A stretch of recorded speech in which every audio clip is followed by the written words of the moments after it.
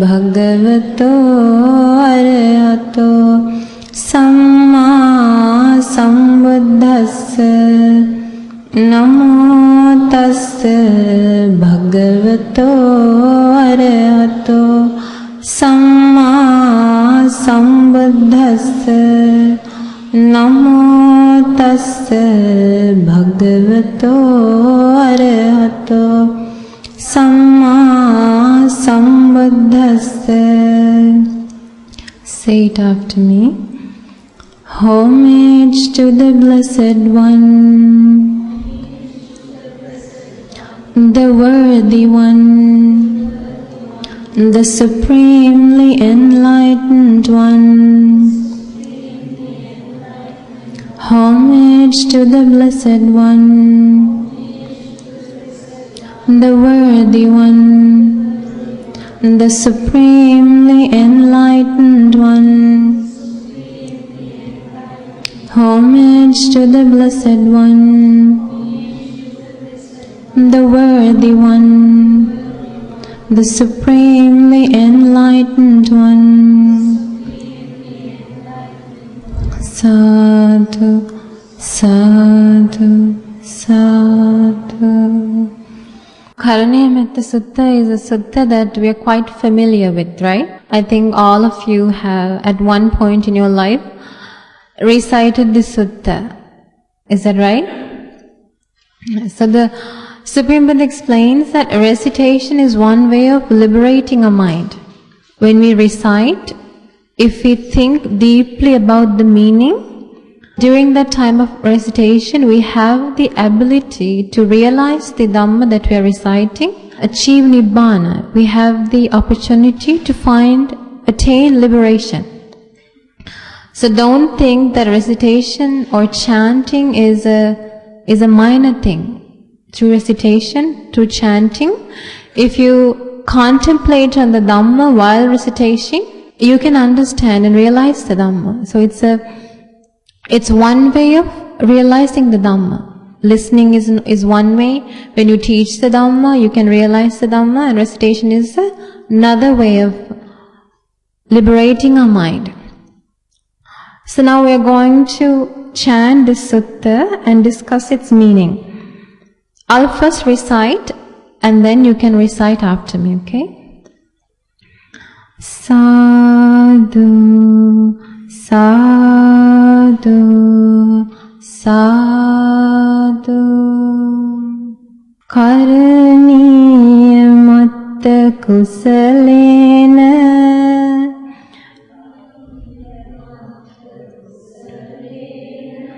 Yantang santang padang abhisamecca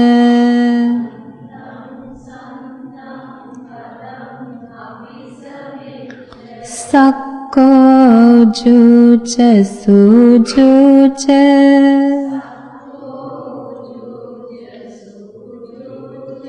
Suvaco chassa mudu anatimani.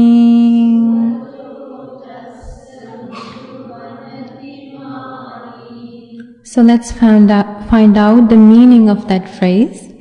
So karaniya matta kusalena yantan santam padang abhisamecca. The meaning is if someone wants to attain that bliss of peace means Nibbana. If someone wants to attain that bliss of peace, he must have these qualities. So in this sutta, what our great teacher is teaching us are the qualities that we must develop within ourselves in order for us to reach Nibbana. So when you learn this sutta, you can match it to your life and ask yourself, do I have these qualities within me? If you do, then you have a good start. If you don't, then what you must try to do is develop these qualities within your life. So the first quality the Supreme Buddha explains is Sakko. What's the first one? Sakko. Sakko means clever. You must be clever. Clever at what? You must be clever in knowing the right from wrong. You must be clever enough to understand the right from wrong, the good and the bad. Sakko. Ujuta sujucha. Uju means upright. What does it mean? Upright. What does upright mean? Upright means you do not give in to wrong things. You do not bend yourself towards wrong things. You stay upright in your bodily actions, in your verbal actions, and your mental actions. So what does it mean? Upright means you're virtuous. Sujutas. That means you're extremely virtuous. Do you understand? And then Suvacho. Suvacho means obedient. What does it mean? Obedient. What does it mean to be obedient? Obedient means if someone advises you, you bend your head towards that person and you accept it. You must be an obedient person. Socho chassa mudu anatimani. Mudu means you must be soft-hearted. What does soft-hearted means? Being emotional? No, it's not being emotional. Soft-hearted means when you see other people in pain, when you see other people suffering, you must feel that within your heart. Sometimes we say his heart is like a rock or stone, right? We say that. The meaning is he doesn't feel other people's pain. But the Supreme Buddha explains you must be soft-hearted, meaning when other people are in pain, you must feel that pain within you. You must have compassion for them. That's what soft-hearted means. Mudu anatimani. Anatiman means you shouldn't be a very egoistic person. Now, as we know, we all have an ego, right? We all have some sort of pride within us. But our great teacher, the Supreme Buddha, explains, if you're someone who wants to reach Nibbana, real happiness, you must be humble. Who should you be?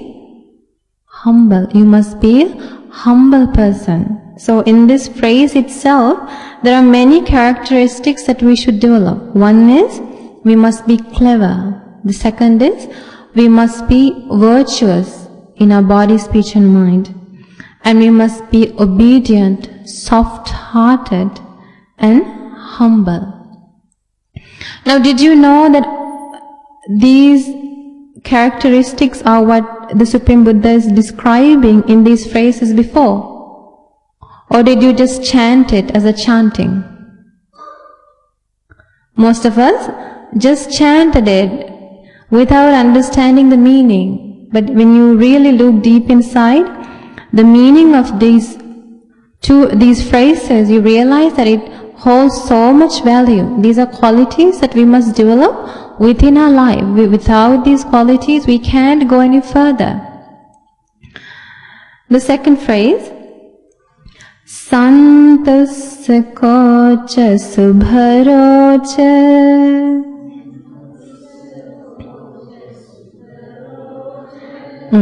Appakiccocha sallahukavutthi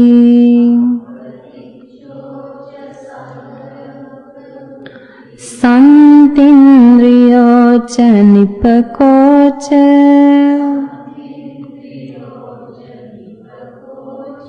Appagabbo kuleso ananugiddho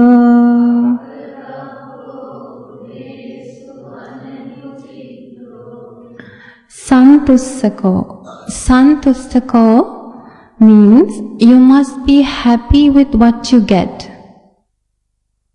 So, whatever it is that you get, without criticizing it, without blaming others, you must be happy and satisfied with what you get.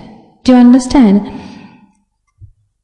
And then the Supreme Buddha explains, Subharocha. Subharocha means you must be easy to support. Who should you be? Easy to support. Now, I'm sure you have heard people say, she's very high maintenance. You have heard that word, right? What does that mean? You tell me. What does high maintenance mean? Yes. She needs a lot of things to survive, right? She needs a lot of things to spend her everyday life. But the Supreme Buddha explains, as someone who practices this Dhamma, you must be easy to support. That means you must be able to live with what you get. Appakiccota sallahukavati. Appakicco means you have very little duties. What does that mean? Little duties means you go home and you say, okay, I don't want to go to work anymore, so I'm not going to work. I'm not going to help my friends anymore because I heard today that you should have little work. No, that's not what it means. Few duties means you must manage your time in the right way. What you must do now, you must do now, instead of putting it to later. Now, suppose you're at home and you just cook dinner and you need to wash dishes. Now, normally we say, okay, I'll do dishes tomorrow morning, and you just go and watch TV, right? And then you wake up the next morning and your head is going crazy. Why? Because you have so much to do. Now you have to do the dishes from last night on top of all the other things that you need to do for the day. So then you create work for yourself, right? What a great teacher is saying is, do things that you need to do at the right time. What you need to do now, you do it now. If you need to do your laundry, do it now. Don't put it to later. Then, when you manage your time, it seems as if you have no work. Try it yourself and see. Okay? So, Appakicco means you make the time to practice the Dhamma. Sallahukavati. What that means is, you don't load your mind with things that you need to do.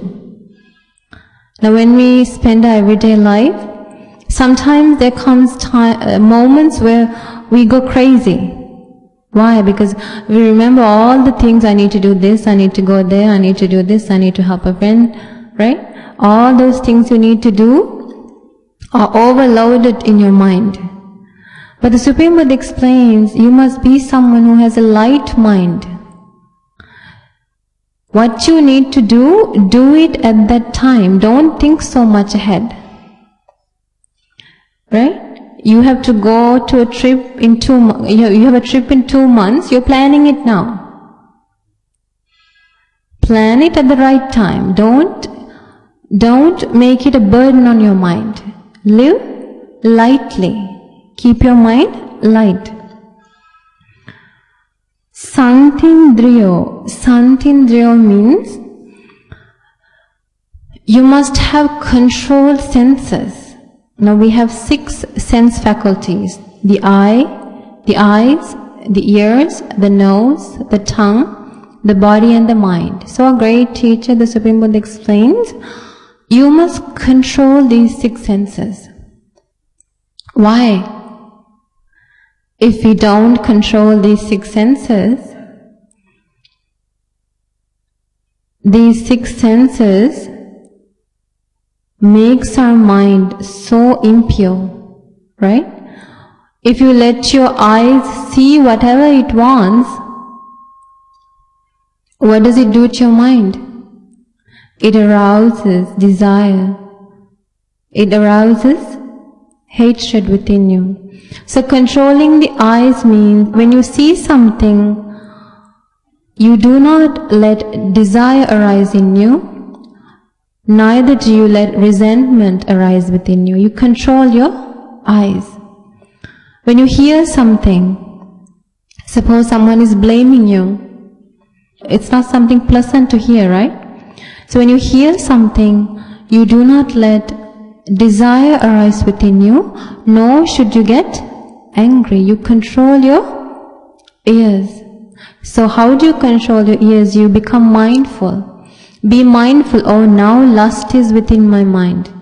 Now anger is arising in my mind. You have to be mindful and abandon defilements when they arise. That's what Santindriyo means. Nipakocha. Nipaka means you use your wisdom at the right time.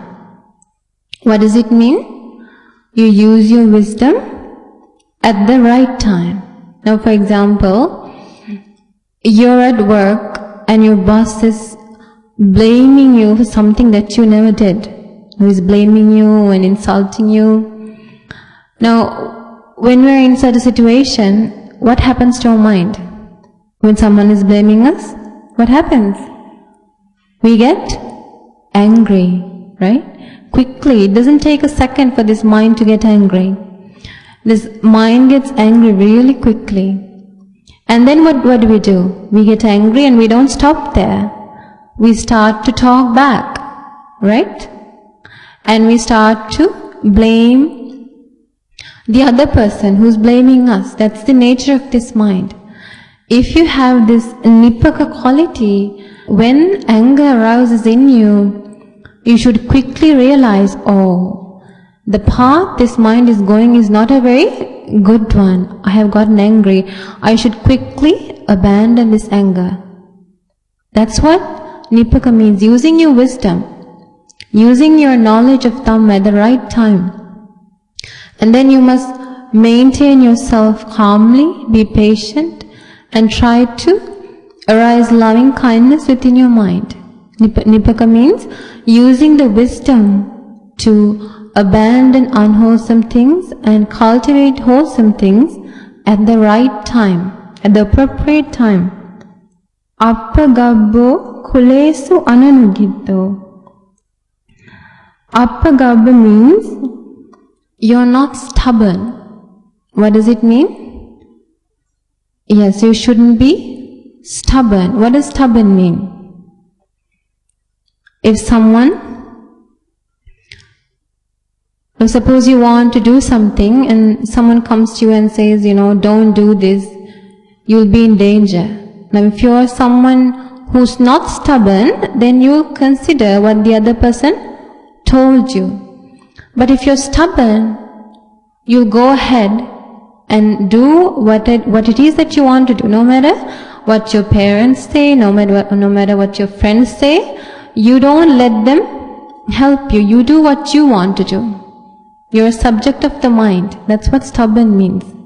So the Supreme Buddha explains, if you want to go in this Dhamma path, you should not be stubborn. And the third one, Nacha kuddang samachare kinchi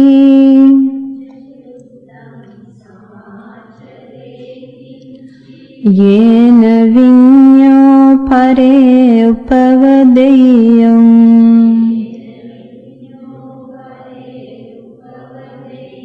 sukhino vakemino hontu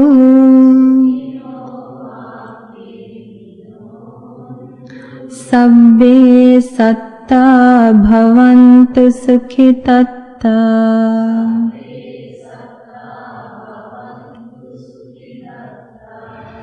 Nacha kuddang samachare kinchi. That means you don't do anything wrong that a wise person will condemn. Do you understand? So you don't do anything wrong that a wise person, not an unwise person, you don't do anything that a wise person will condemn and blame you. That means you maintain a pure life. Yena vinyo pare upavedeyo. Sukhino va kemino huntu sabbe satta bhavantu sukhitatta. Sukhino va kemino huntu. Sukhino va kemino huntu means may all beings, so within your heart you have this idea, may all beings be happy. Kemino means a place of refuge. So in your heart you feel may all beings be happy and may they have a place of refuge. Sabbe satta bhavantu sukhitatta. May all beings have happy minds. The fourth verse. Ye ke chipan bhutatti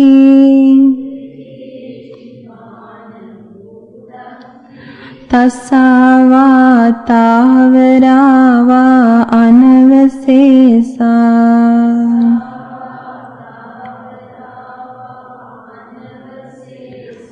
Digavaye mahantava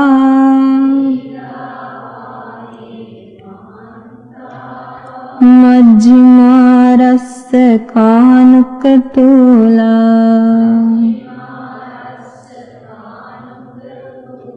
So whatever living beings there may be, tasava.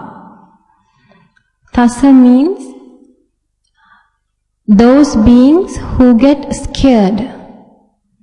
We get scared because our minds are impure.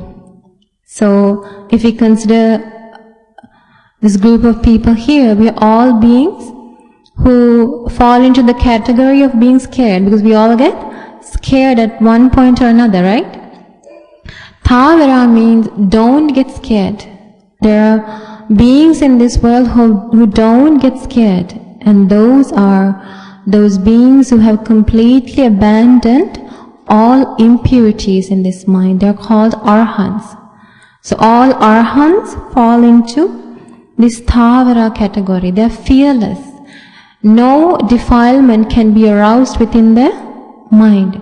So may all beings, those who get scared, those who do not get scared, and beings who are long, who are large, who are small, medium, extra small. So the Supreme Buddha is categorizing through size. And then the Supreme Buddha is saying, the fifth phrase, Ditta va eva additta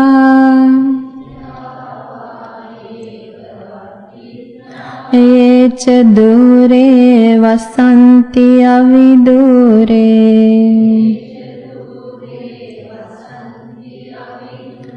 Bhuta va sambhave siva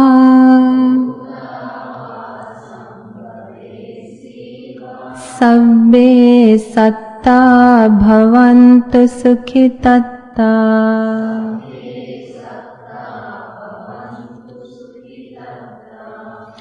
Dittava. Dittha means those beings who can be seen. So to our ordinary eyes, beings who can be seen. So may all beings who can be seen, additta, and all beings that we cannot see. Now, can we see the ghost world with our eyes?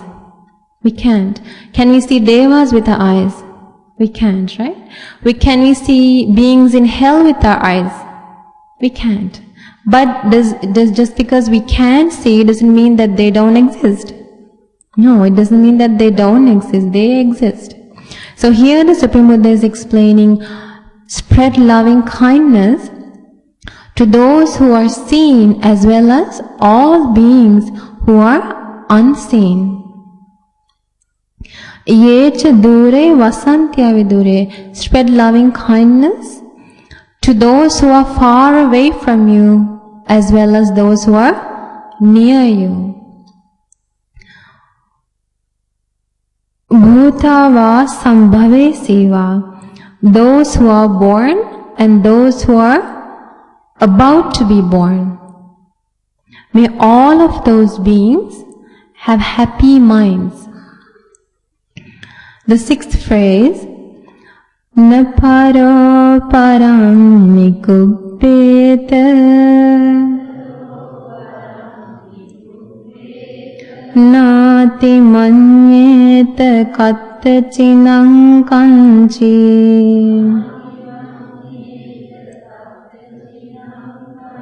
Vyarosana patigha sanya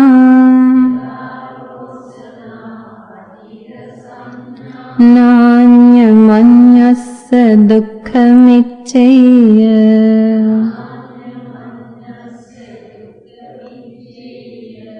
Neparo parang nikubbeta Nati manyeta katta chinang kanchi. So the Supreme Buddha is explained, don't be someone who fools others, who deceives others. Then you must be an honest person. Do you understand? So the Supreme Buddha explains, if you want to reach Nibbana, you must be an honest person who never fools another.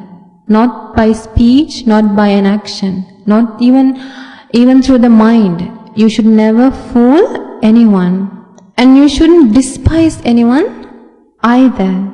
That means you shouldn't have any resentment or ill will towards another person.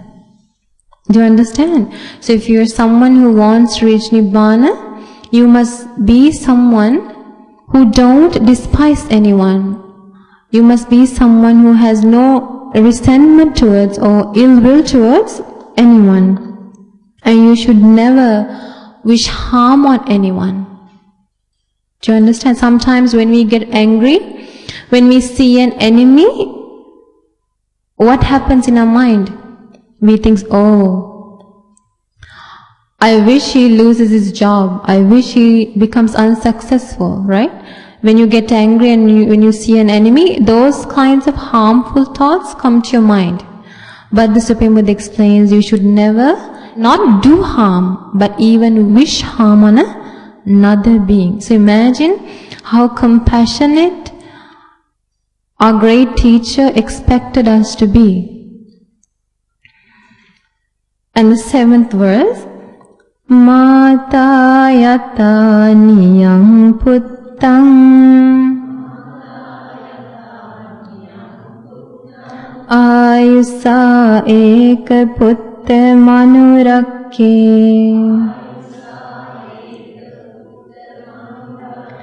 Evampi sabba bhutesu Manasam bhave aparimanam.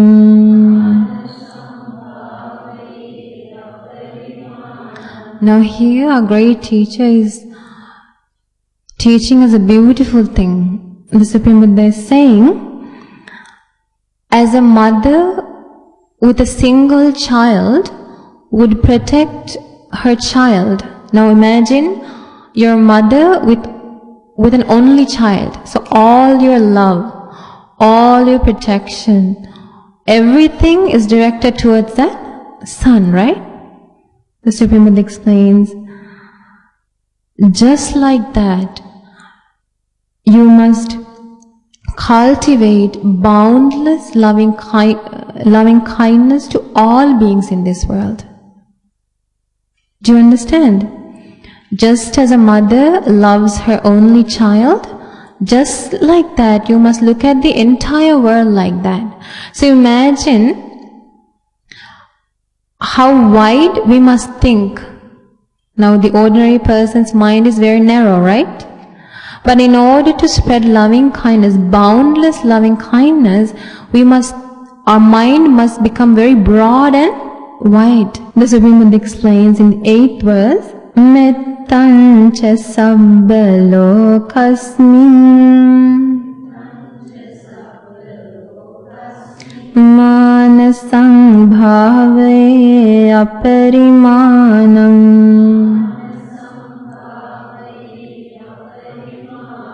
Uddang adocha tiriyancha Asambadang averang asapatang.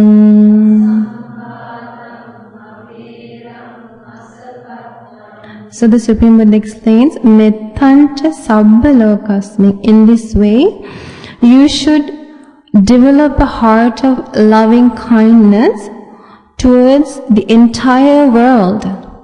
Is it easy to do? It's not easy to do. But a great teacher expected us to do this. So this is something that you should practice. The Supreme Buddha explains, you should cultivate loving kindness to beings above, below, all around. You must cultivate a heart without hatred or resentment. In the 9th verse, the Supreme Buddha explains, Tittan charang nisinova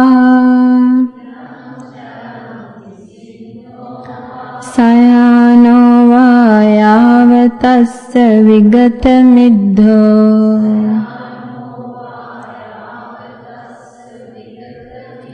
etang sating adhitteya brahmametang viharang idamaho.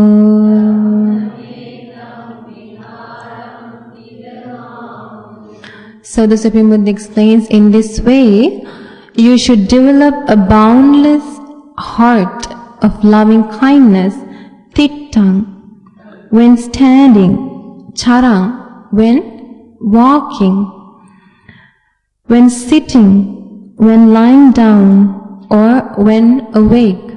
So in all the postures, the Supreme Buddha explains, you should cultivate a heart of loving kindness. So you shouldn't have a heart of loving kindness only when you're meditating.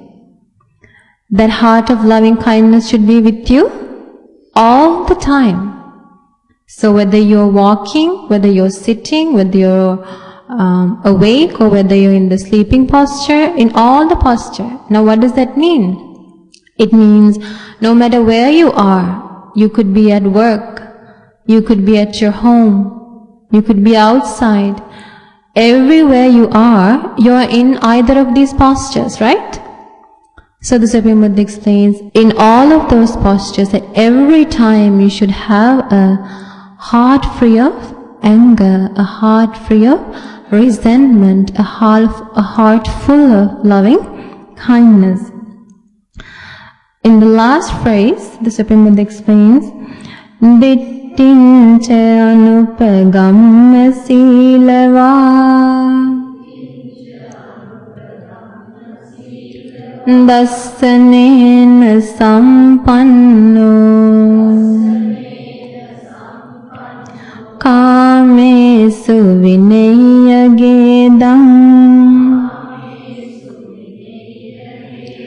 Nahi jatu gabbaseyam punaretiti.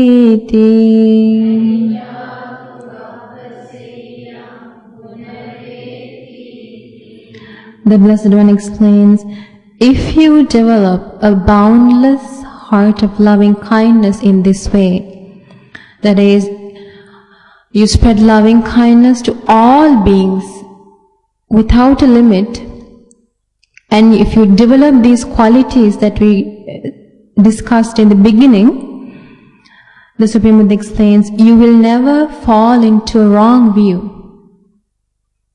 Now, as you know, in today's world, so many people get caught by wrong views, right? And because of that, they lead wrong lives. But the Supreme Buddha explains, if you develop these qualities within you and you develop a heart of loving kindness, you will never fall into a wrong view. You will be able to have the right view in life. That means, the right view in life means you will know what dukkha is.